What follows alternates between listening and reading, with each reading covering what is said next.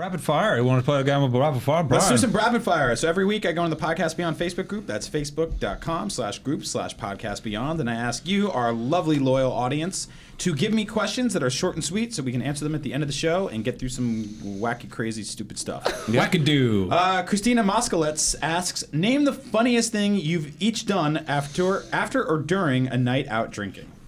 I put on a suit and broke into an abandoned pumpkin patch and chased a three-legged, one-eyed, no-tailed raccoon with my friend's cane and then couldn't get out of the pumpkin patch, so I had to break into a shed and steal a stepladder. I fell asleep on a couch and my ex-girlfriend called me and asked me what that noise was in the background, and I realized I fell asleep on a couch on the street that somebody had thrown out. We periscoped our own version of the Johnny Carson show from our hotel. That's right. That's on YouTube. At Comic-Con. Yeah. That's right. I vomited a pound and a half of fresh sushi up on the floor of the living room of my home in Japan and then fell asleep in it, where my wife came in at 2 in the morning and found me sleeping in it. Wow. James Sprules asks, why do people hate Call of Duty? The new one looks cool. I'm still nauseous over that last one.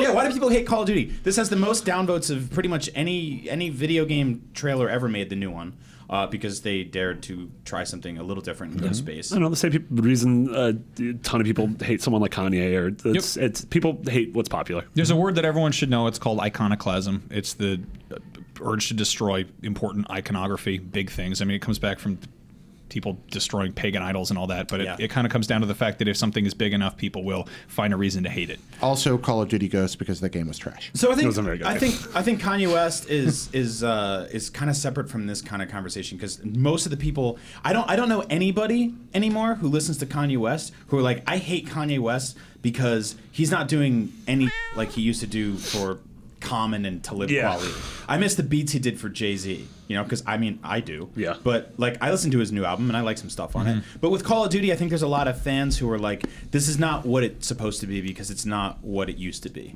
And they're kind of screwed if they do and screwed if they don't, because if they keep iterating on the same exact thing over and over and over again, people call them repetitive and just... how many times do we hear like, oh, IGN 10 out of 10, Call of Duty, same thing every year, even though we'd never given that score? Yeah, exactly. That's why I liked what I saw in this new little peek here, and like what they did with Advanced Warfare. And you know, the fact that they keep innovating and trying new stuff and also changing up game style. I think what made Ghost so frustrating was largely that it kind of felt rote and lazy and like video game the game and a little kind of up its own butt. They seem to be moving very purposefully away from that. Yeah. And they're making good products. I don't understand that. Also worth noting, Ghost came out at the launch of this console generation, and it was multi-platform at the time, so it kind of almost inherently had this aiming high but also aiming low. Like it was a launch window title. You know, it came out at a time when people are like look at just about any launch game, it's higher scores than it should, because people are like, wow, yeah, exactly. Yeah. I mean, you go back and revisit those things, they probably don't hold up so great. So. Oh, knack. JT Shoop says, what do you guys think of Kojima's new character model? I would buy a Play Arts Kai action figure of it right now. I don't even like that toy line. He's I would buy that. Skeleton robot knight who has the body of an astronaut. His name is Lutens, and he was wearing an extra vehicular something suit, adventure suit. He looks like a space knight with big puffy pants. Yeah, he's like a space Spartan. He's like the MTV award thing, like the little, kind of. Yeah. He's got a flag. He's a moon knight. I feel like he's been playing a lot of Dark Souls lately, and then he sketched something. Yeah. David Negret says, out of all the video game secrets and embargoes you guys have to keep over the years, what's been the hardest ones to keep now that you're able to talk about them? Are there any now that you guys are dying to tell us or can't wait for us to hear? There's always ones that we know for a very long time and we can't say anything about them, and sometimes they just never happen, and you just die with them, and you're afraid to say anything because you don't know if it'll actually come true one day. I think the story started coming out this year, I believe, but the GTA Tokyo stuff.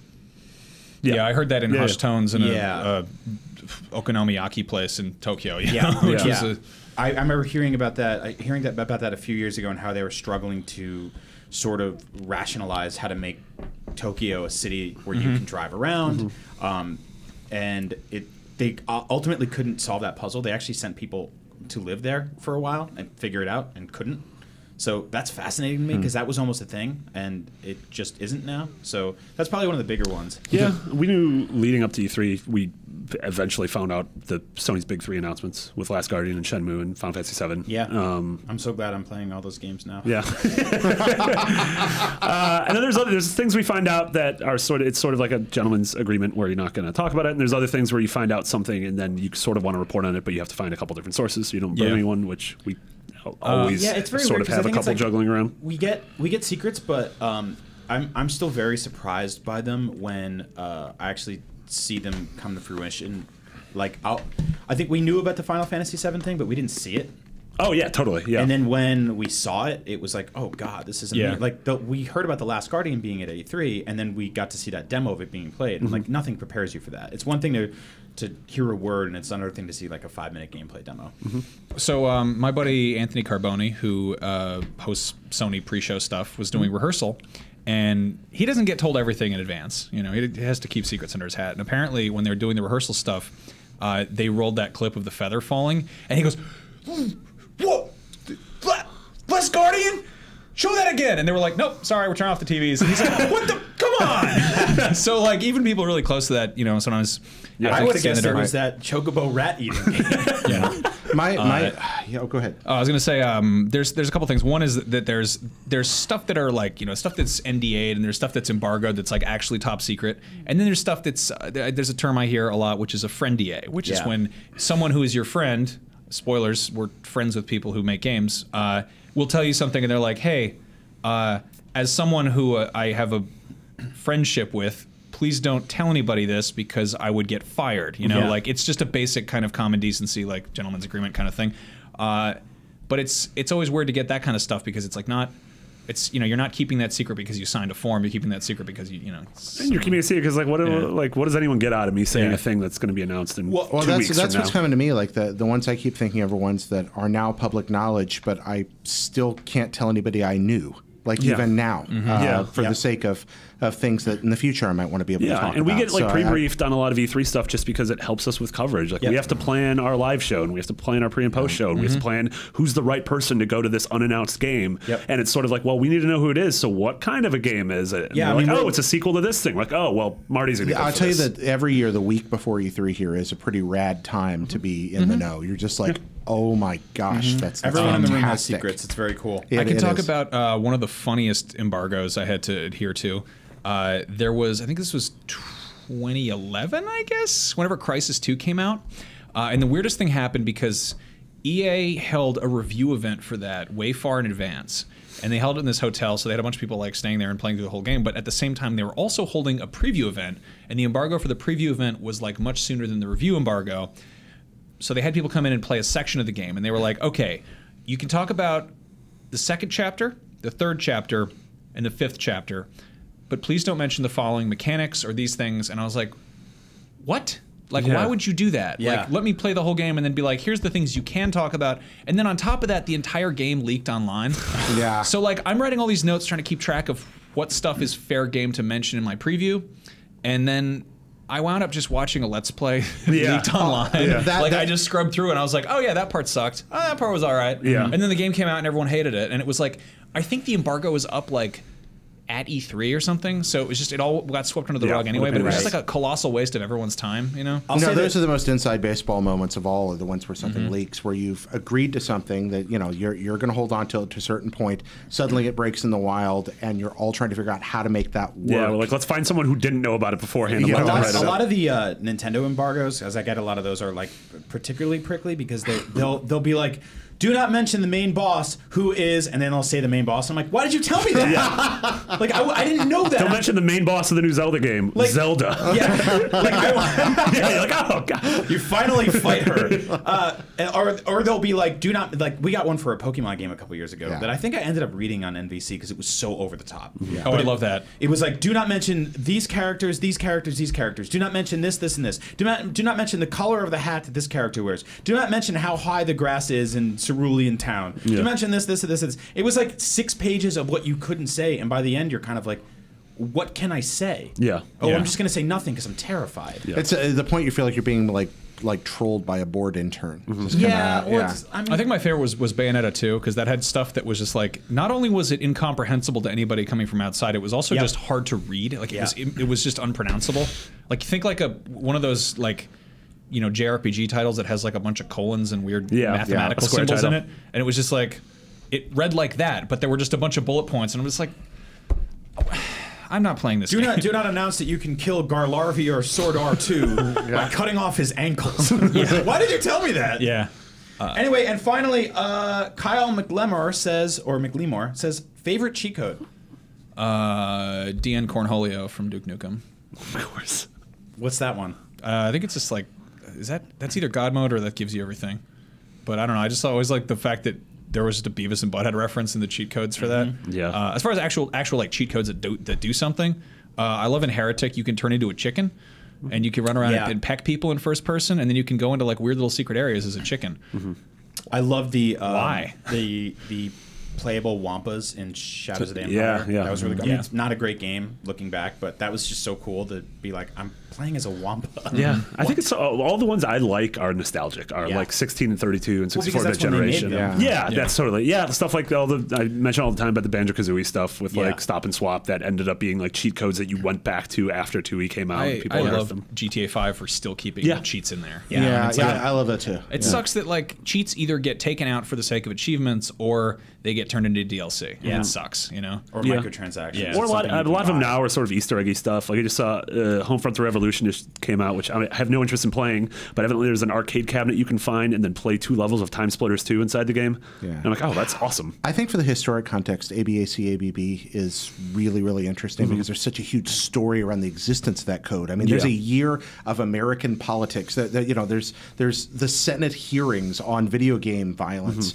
are tied to that code. Yeah, that is a really strange story. And then the fact that you start the game and it's like warriors have a code of honor, but there is another kind of code. Like ... and you're just like, oh, it's on! You just start hitting buttons until blood appears. It's an obvious one, but the Konami code is fascinating because first of all, it makes games that are incredibly difficult, incredibly playable. Stuff like Life Force and Contra. Yeah. But it also works in reverse on a game like Gradius, where if you use it, your ship explodes. Well, if you use it twice, your ship explodes. No. Yeah, use it twice, your ship explodes. It's basically just being like, you cheated. Yeah. You're dead. Yeah, if you use it once, you get every weapon in the game. If you use it twice, your ship explodes. I love that. I mean, I just love that it's also one of those things that's so famous that it gets rolled into like pop culture websites. Like you can use the Konami code on like CNN.com or something. And it's just like that's such a cool like. I mean, that is the video game equivalent of like the Wilhelm scream. Like that is such a little inside nod. Finally, we want to thank Alex Myers for sending Andrew a Persona 5 magazine. He's not here because he's in his corner looking at it and having a great time. Alex's YouTube is youtube.com/AlexMyersVids. That's ALEXMEYERS vids. Yeah. So check him out. Andrew was really excited because Persona 5 is on the cover of Famitsu in Japan. He tweeted that out on Friday, and all of a sudden, Monday morning, he came to the office, and Alex had overnighted it. So that was really sweet. He keeps coming up to me about the wiki and about adding some of the new details for this. Just go to bed. No. I want to do it, but it's so cute because it's like I know it's really low priority, but that sounds like but it's really low priority. Yeah, he gives a crap. That's nice. Andrew Goldfarb was downright adorable. I love that man. I wouldn't go that far. Oh, I do. I love it. Absolutely. If he could ride around on my back like Yoda for the rest of my life, I jovially tolerate him. Yeah, I passionately enjoy him. There was a theory on YouTube that I hated him. I like that theory. That's pretty good. Apparently I give him weird looks in the show. That's just my dumb face. About a year ago, Max hated me. Remember that? We got a bunch of messages because you wouldn't talk to me. Oh yeah, I told you to shut up or something. It's like, no, I love Jared. He's great. Justin Davis hates me on GameScoop. We call each other mean names all the time because that's how friendship is. Yeah. So friends are mean. They're mean people. So if someone in your life is very mean to you, that's probably your friend. Or don't listen to that. Your existence is vapid and purposeless. If you guys want to send us weird garbage that you think would be funny for us to open up in a video or something, we're going to be doing that. We're trying to do a mailbag episode, a masculine satchel. If you want to send it to us, just send it care of Podcast Beyond. What about female bag? Yeah, send it to IGN's podcast Beyond Female Bag, 625 2nd Street, 4th floor. Don't write female bag. San Francisco, California, 94107. We already got one that says mailbag, M-A-L-E. It's a package we haven't opened yet because we're going to open it live. So YouTube stuff. Yeah, we'll open it up on a special YouTube episode. IGN Podcast Beyond is now on its very own IGN YouTube channel. If you go to youtube.com/IGN Beyond, that's where all the full episodes and breakups go out. Breakups? That's where breakups go. Yeah. Next, That's where relationships go to end. Yeah. It's like the Home Depot flooring section of the internet. we're also going to do some Beyond Let's Plays of cool all of games. IKEA. Yeah. And we're also going to do special one-off episodes where it's just question and answer and sort of just talking about random nonsense, like the mailbag. I'm also probably going to miss this and be angry and sad about it because I'm going on a trip for weeks. I'm going to go play Uncharted in real life by going to the mysterious land of Greece. Ooh. You're Yeah. going to get gravel right in your right. I'm going to go get a whole ass full of gravel. There's grease in my butt. Max Scoville. What are you doing in Greece? Getting all lubed up, probably. I don't know. I don't know. Just being a. Do you not have the word vacation in your head? Is that not a thing? I don't Just know. say, I'm going on vacation. I'm going on vacation. Oh, That's all you got to do. We got to get out of the room. The esports boys are going to yell at us. What? The esports boys are going to yell at us if we don't get out of the room. Really? Oh, yeah? Hold Are on. they kicking us out? All right, we're going. Sorry. No. Are they knocking? No, we're Just go cool. be there. We're fine. Oh, also, Everything's hey, Brian, grab that sign for us. Can you not read this? No, grab it. I just Why? want to show it to everybody. You put it back up afterwards. Don't rip it or anything. Thank you. Here, show it. If you say, please call out an app. Please call out an app. iOS, PS4. They can't- you don't have a Xbox, etc. microphone. During this. Please call. Use one of the Please IGN call- apps for iOS or PS4, Roku, Apple TV. We're on all the cool machines, so check it out and see if What we got about that. Xbox? Commodore 64, Sinclair Spectrum. Somebody's probably made a weird mod for that. or Xbox is the something. enemy, and we don't talk about them on this show. Yeah. Tune into IGN Podcast Unlock, which I'm also a host Don't of. you dare, you traitor. Don't do Apple that. IIc. Beyond. Yeah. Beyond. Beyond. Beyond.